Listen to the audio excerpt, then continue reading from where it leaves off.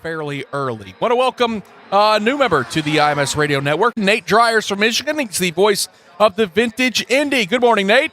Good morning, Nick. And you guys mentioned off the top the Juncos team.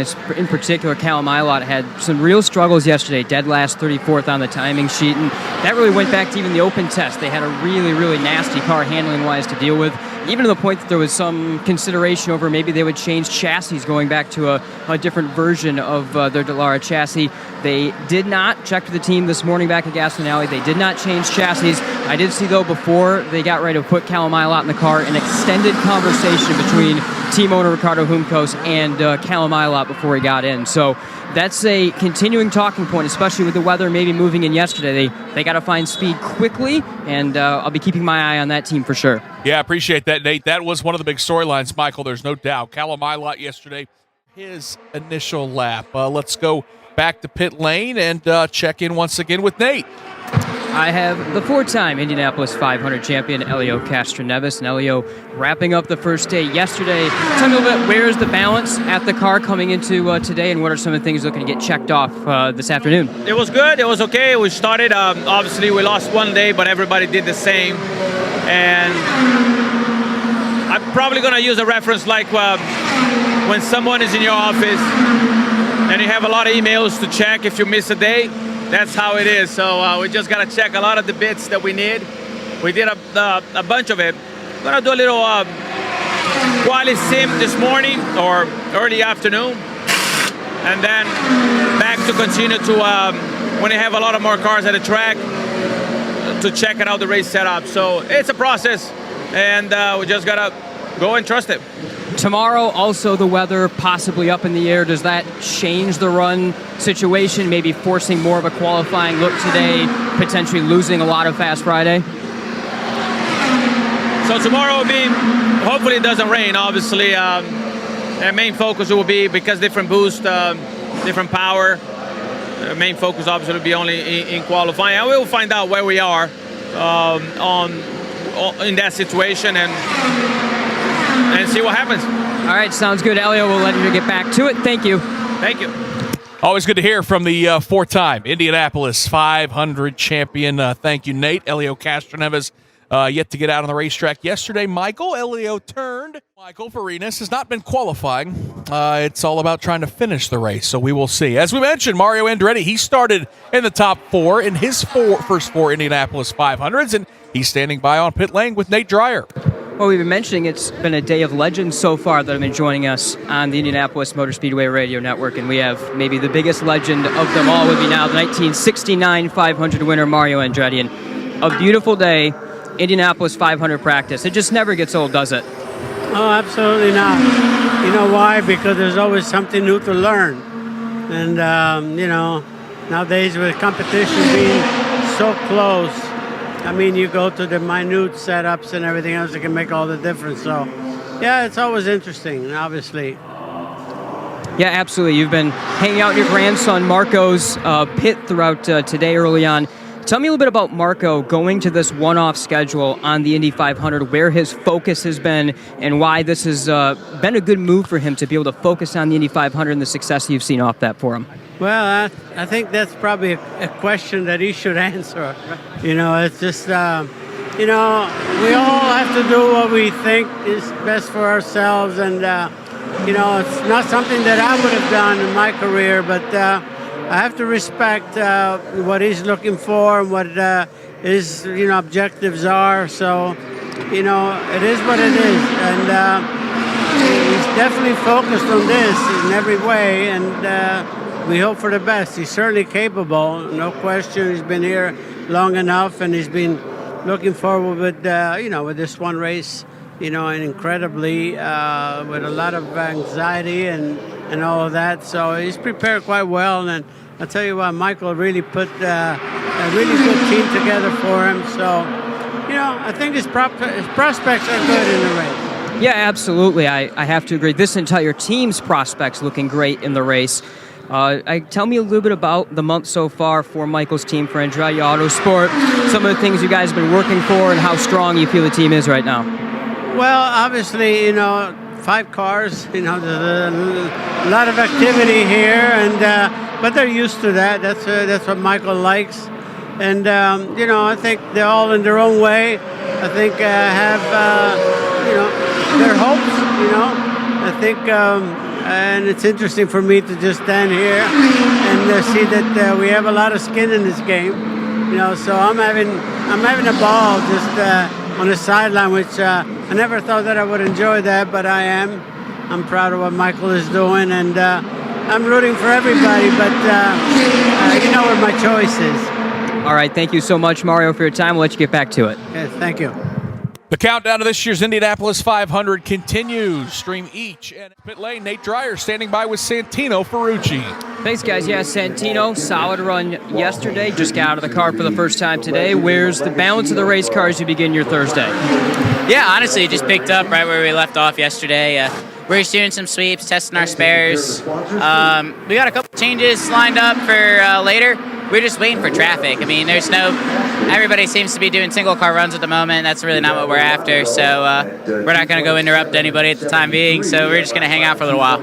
Yeah, so you look at the weather tomorrow and kind of just both ends of the schedule. Things have been compressed. Has it made it that much more of a frantic and needing to get on top of it type of schedule for you guys, doing everything? Yeah, even looking at tomorrow, like you said, I really don't care for qualifying.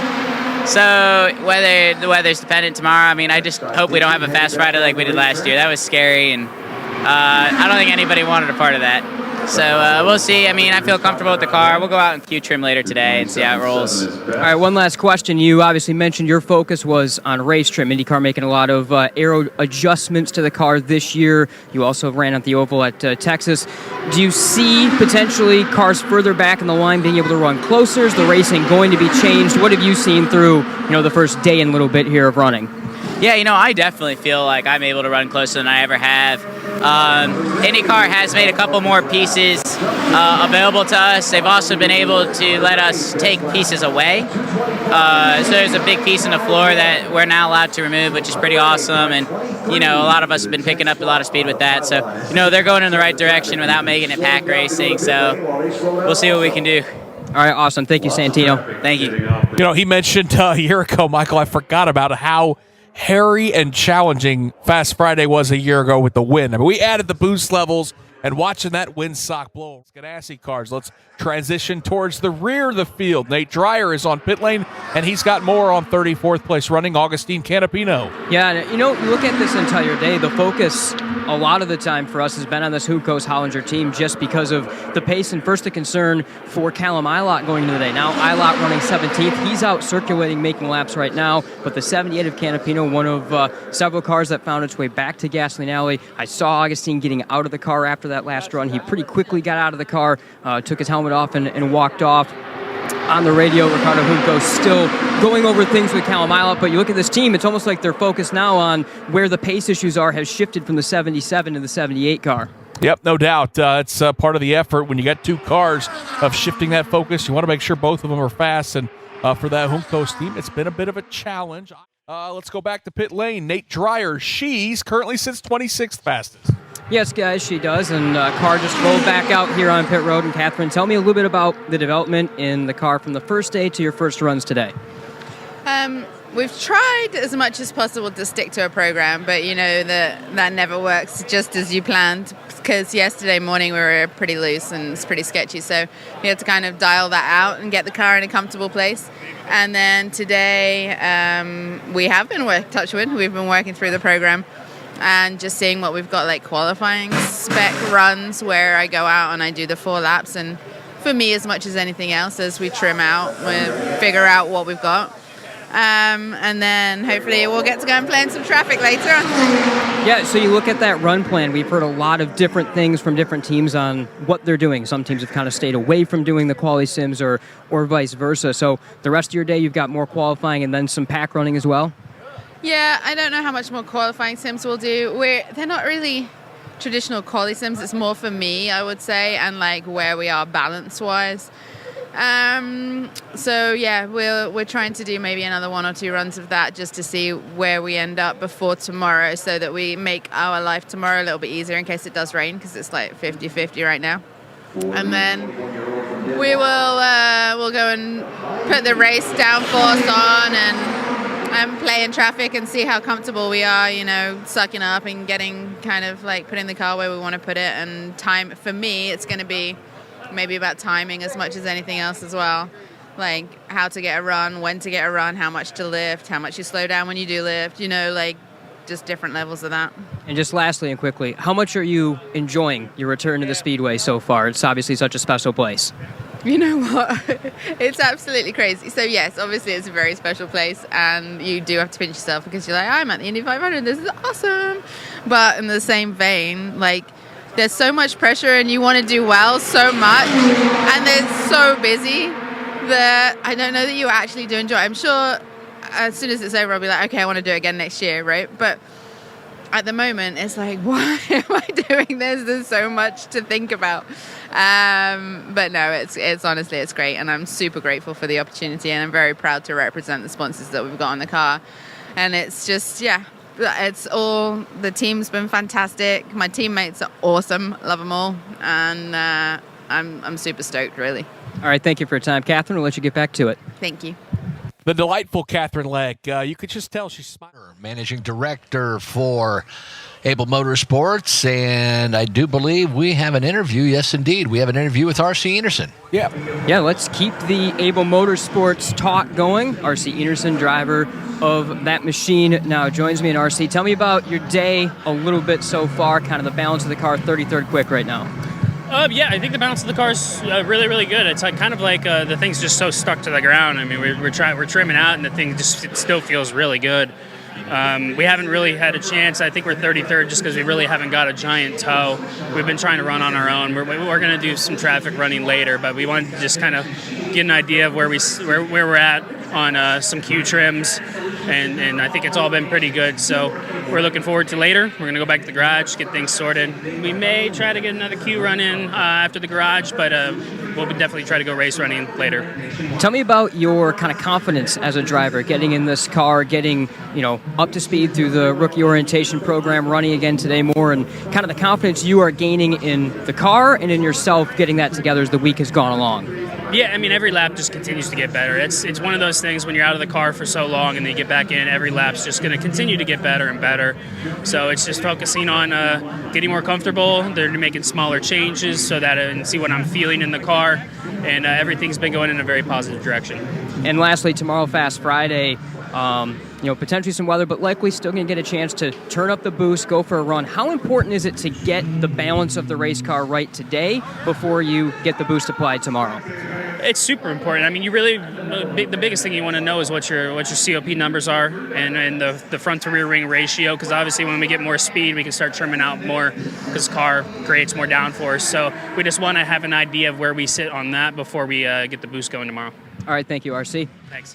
Thanks, Nate. Let's hear from Nate Dreyer, who's got more on that organization, Rahal Letterman Lanigan. Yeah, right now, they have obviously top to bottom been struggling. Katherine Legge, their fastest at 26. Look at Jack Harvey sitting 28th, and then Graham Rahal, Christian Lundgaard at 30th and 31st. They're just, with the 44 of Legge sitting on pit road, an extended meeting that included Christian Lundgaard and Jack Harvey fresh out of the car. Lasted 10-15 minutes. Strategist Ricardo Note came over as well alongside Lundgaard, who continues the discussion with some others of his engineers. So right now, the pace, the balance, not sure quite what it is. We'll see if we can get a word with one of those drivers. Not there, and you can see the concern in the meetings getting a little bit more intense right now in the Rahal camp. And Michael, that's only going to ramp up the further as we go in this week. I will say, though, Jack Harvey, when he did his mock Rahal Letterman Lanigan, Nate Dreyer is caught up with one of the drivers.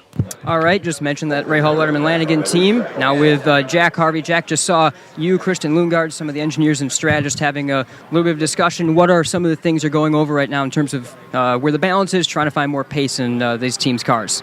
I'm pretty happy with the balance in general. We managed to step through our progressions, what I felt like was quite good. I was pretty happy at every trim step we tried. Where's the rest of the speed? We're going to go and try and figure it out and work on it. But I think that's been a nice day two on track running, just stepping through things. Like I said earlier, we want to do it methodically, but we've got to push the issue too. Not force the issue, but at least push it. So, there's obviously going to be work to do.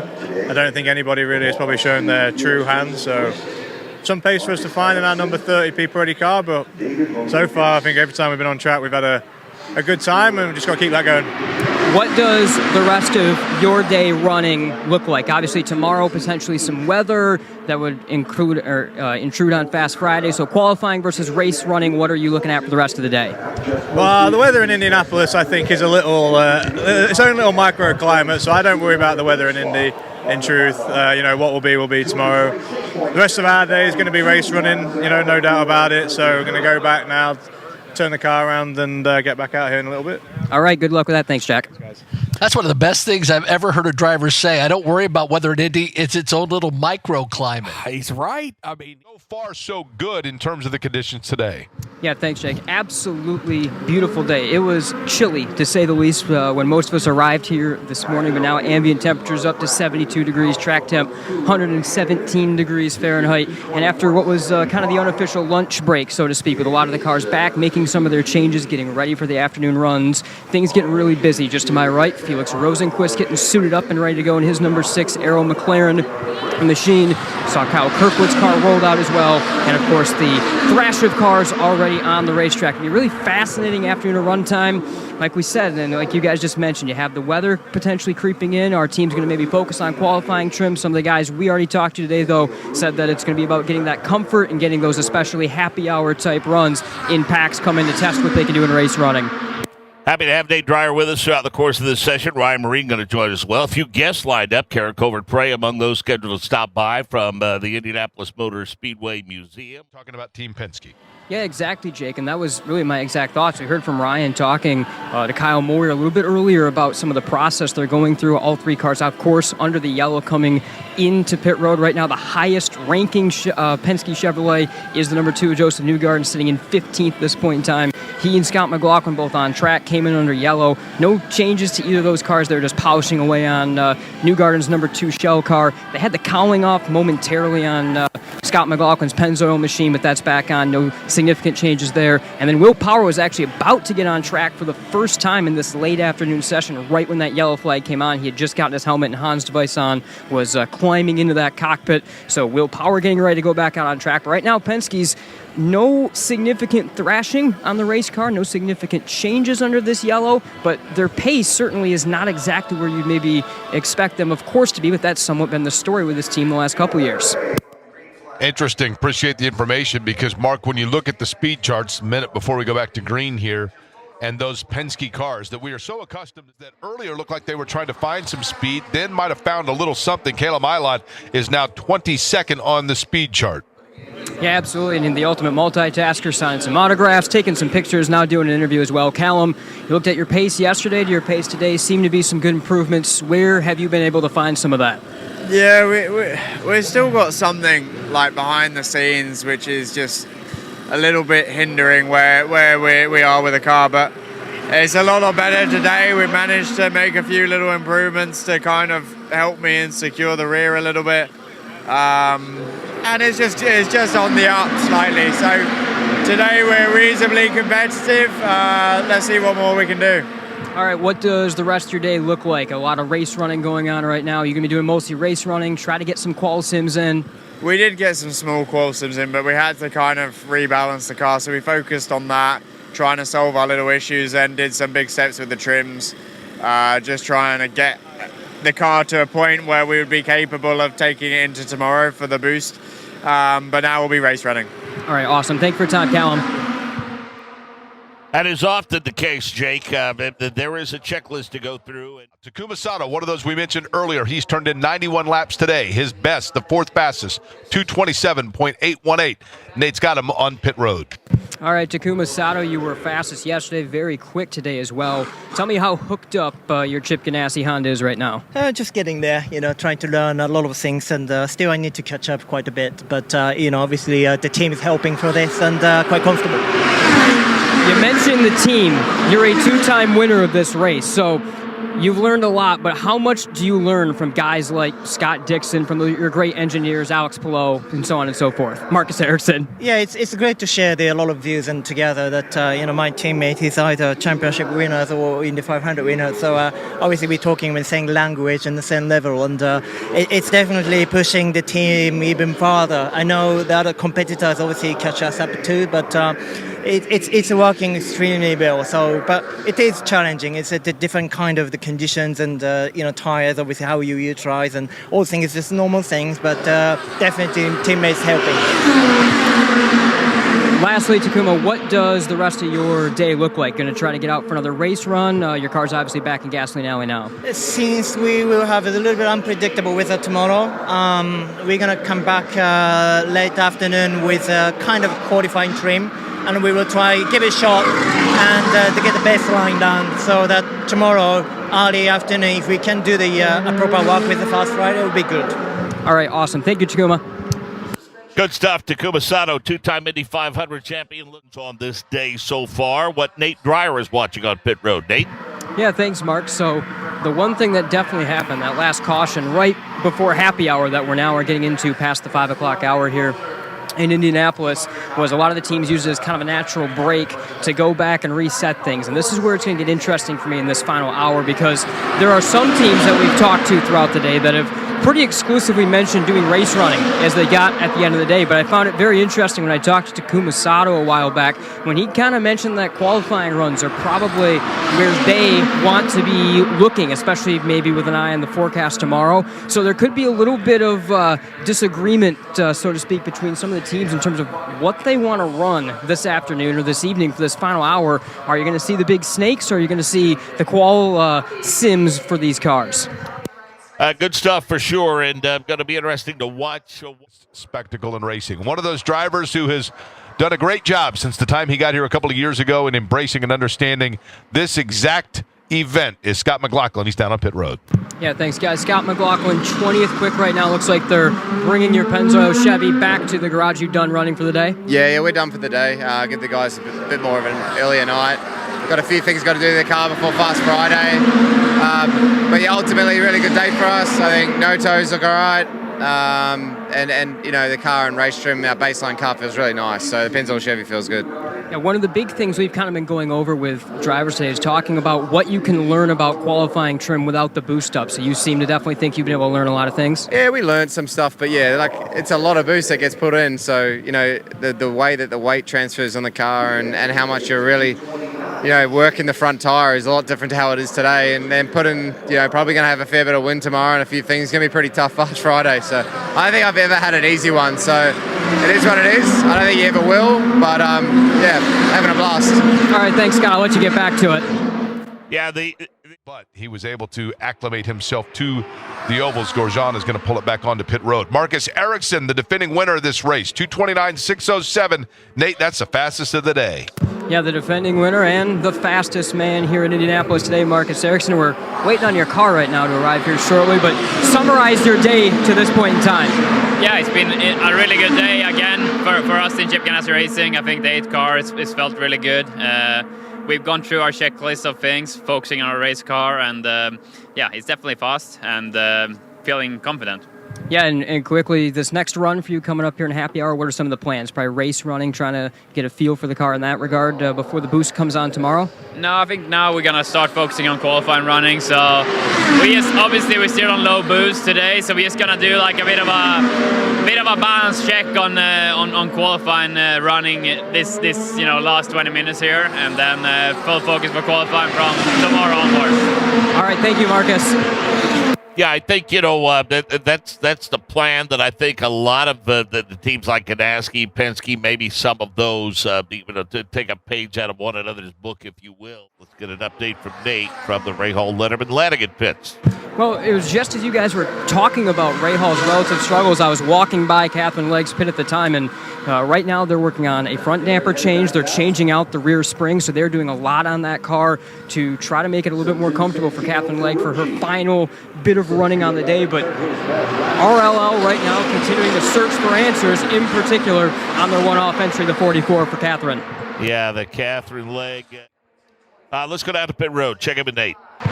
Thanks, Mark. Benjamin Pederson, one of the rookies in this year's Indianapolis 500. Saw when you got out of the car, a lot of fist bumps, a lot of smiles. Seems like everyone are pretty happy with your run today so far. Summarize your day. Yeah, really good day. Most of the day was race trim running, and then this afternoon or right now we just did a couple Q trims. Pretty not too aggressive on the trim level yet, but the car is fast. So I think we finished P12 with no toe and very conservative still on trimming. So yeah, just pretty excited about that and looking forward to going faster. Well, exactly. So yeah, explain that excitement then you have on top of it. Getting to turn up the boost tomorrow and see even more where that's at. Just super excited for the whole month. I mean, it's a long time you're here. A lot of things you got to get through program-wise. So tomorrow will be cool. Fast Friday. My first Fast Friday. It's my first time with everything here during this month as a rookie. So looking forward to that and yeah, turning the boost up. All right. Thank you, Benjamin. Thanks. Yeah, got to be something special about running for AJ Foyt Racing throughout the course of the year, but certainly that level of reverence.